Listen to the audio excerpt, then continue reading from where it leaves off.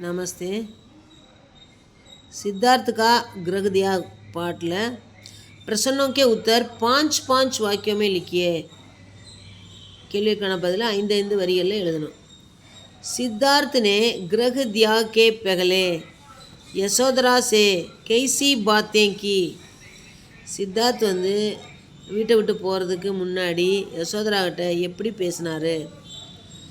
जीवन के मूल तत्व खोजने हेतु सिद्धार्थ आधी रात को राजमहल से बाहर निकलते हैं. जाने से पहले वे अपनी पत्नी यशोधरा से गूढ़ भरी बातें करता है. यशोधरा सिद्धार्थ से रात को देर तक जागते रहने का कारण पूछती है. तब वह कहता है कि उन्हें जागने का समय आ गया है. आगे शेष लोगों को जगाने का जिम्मा भी है.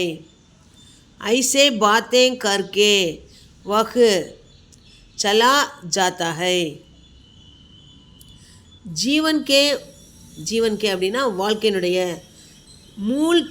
மூல தத்துவத்தை அடிப்படை தத்துவத்தை கோஜ்னே ஹேத்து தேடுறதுக்காக கண்டுபிடிக்கிறதுக்காக சித்தார்த்தர் ஆதி ராத்கோ நடு இரவில் ராஜ்மஹல் சே பாகர் நிகழ்த்தே அரண்மனையை விட்டு வெளியே போகிறாரு. ஜானே சே பெஹலே போகிறதுக்கு முன்னாடி அவர் அப்பனி பத்னி தன்னுடைய மனைவி யசோதரா கிட்ட கூடு பரி அப்படின்னா பாசம் நிறைந்த பேச்சுக்களை பேசுகிறாரு. யசோதரா சித்தார்த் கிட்ட ராத்திரியில் தேர் தக்கு நீண்ட நேரம் வரைக்கும் ஜாக்தே ரஹ்னேகா முழிச்சுக்கிட்டே இருக்கிறதுக்கு காரணம் கேட்குறாங்க. தப்பு அப்பொழுது கக்தாகை அவர் சொல்கிறாரு கி என்னன்னு உன்ஹே ஜாக்னேகா நான் முழிச்சுக்கான நேரம் ஆகையாகை நான் விழித்துக்கொள்வதற்கான நேரம் வந்துருச்சு. ஆகே அடுத்து ஷேஷ் லோகோங்கோ ஷேஷ்னா மிச்சம் மீதி இருக்கிற மக்களை ஜகானேகா விழிக்க வைக்கிறதுக்கான ஜிம்மா பிகை ஜிம்மானா பொறுப்பு ஜிம்மேதாரி அப்படி சொல்லுவோம். ஜிம்மா பிகை பொறுப்பு இருக்குது. ஐசி பாத்தே இந்த மாதிரி விஷயங்களை கற்கே பேசிட்டு சலா ஜாத்தாகை போய்விடுகிறார்.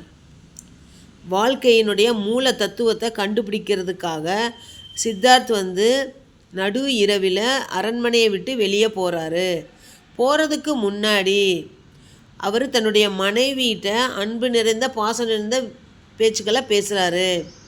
யசோதரா சித்தார்த் ராத்திரி நீண்ட நேரம் வரைக்கும் ஏன் முழிச்சிட்ருக்குறீங்க அப்படின்னு கேள்வி கேட்குறாங்க. அப்போது அவர் சொல்கிறாரு இப்போ விழித்துக்கொள்வதற்கான நேரம் வந்துருச்சு. நான் இன்னும் மிச்சம் இருக்கிற மக்களை முழிக்கிறதுக்கான பொறுப்பும் என்கிட்ட இருக்குது. இந்த மாதிரி விஷயங்களை சொல்லிவிட்டு அவர் போய்விடுகிறார்.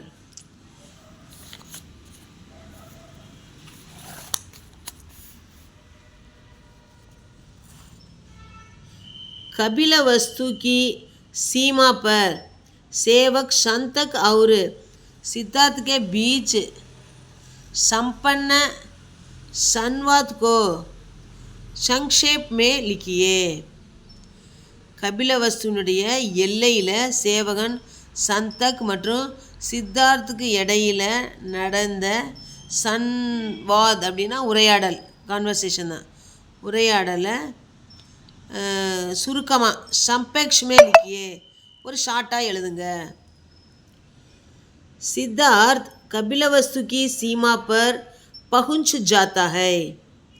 तब संदक कहता है कि अब लौटने का समय हो गया है. तब सिद्धार्थ जवाब देता है कि अब वे लौटने वाले नहीं है। अपनी राजसी वस्त्र को उतार कर चंदक के पास देते हैं। चंदक मिन्नत करता है।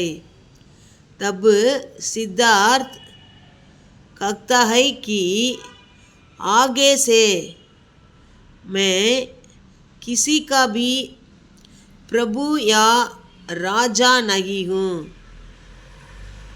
वहीं पर भिक्षुक बनकर सेवक संतक से अपनी पहली भिक्षा मांगते हैं। सिद्धार्थ कपिलवस्तु की सीमा पर, कपिलवस्तुடைய सीमाना எல்லை, सीमा पर पहुंच जाता है, போய் சேர்றாரு। तब அப்ப சந்தக் कहता है, சந்தக்னா அவரோட வேலைக்காரன், சந்தக் சொல்கிறான் कि अब இப்பொழுது लौटने का, लौटना திரும்பி போகிறது, लौटने का समय हो गया, நேரம் ஆயிப்போச்சு।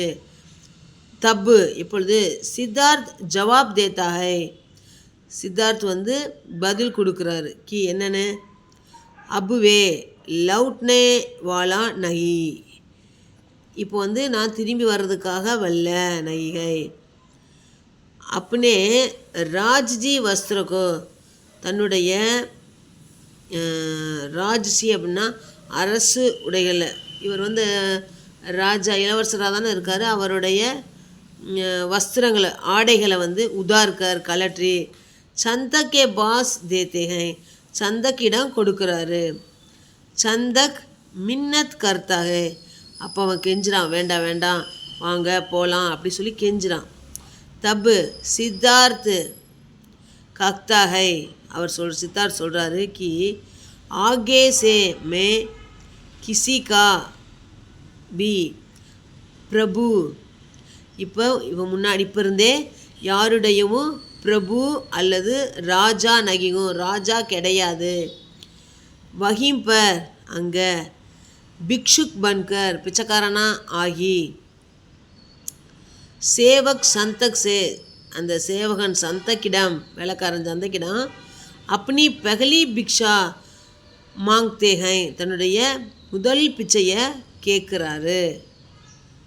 சித்தார்த் வந்து கபிலவஸ்துடைய எல்லைக்கு போய் சேர்றாரு। அப்போ சந்தக் வந்து சொல்கிறாரு, திரும்பி போகிறதுக்கான நேரம் வந்துருச்சு। அப்போ சித்தார்த் வந்து பதில் கொடுக்குறாரு, இப்போ நான் திரும்பி வரப்போகிறதில்ல, தன்னுடைய அரசு ஆடைகளையெல்லாம் வந்து அவிழ்த்து சந்தக் வேலைக்காரங்கிட்ட கொடுக்குறாரு। சந்தக் வந்து கெஞ்சுறான், ஆனால் இப்போ வந்து சித்தார்த் வந்து சொல்கிறாரு, இதுக்கப்புறம் வந்து நான் வந்து யாருடைய பிரபுவும் கிடையாது, அப்புறம் அரசரும் கிடையாது அப்படி சொல்லிட்டு, அப்பயே வந்து பிச்சைக்காரர் மாதிரி பிக்ஷுக்கு மாதிரி ஆயிட்டு, பிச்சைக்காரர் மாதிரி ஆயிட்டு சேவக் சந்தகனிடமே, வேலைக்காரன் சந்தக்கிட்டேயே தன்னுடைய ஃபஸ்ட்டு பிச்சையை கேட்குறாரு। தன்யவாத்।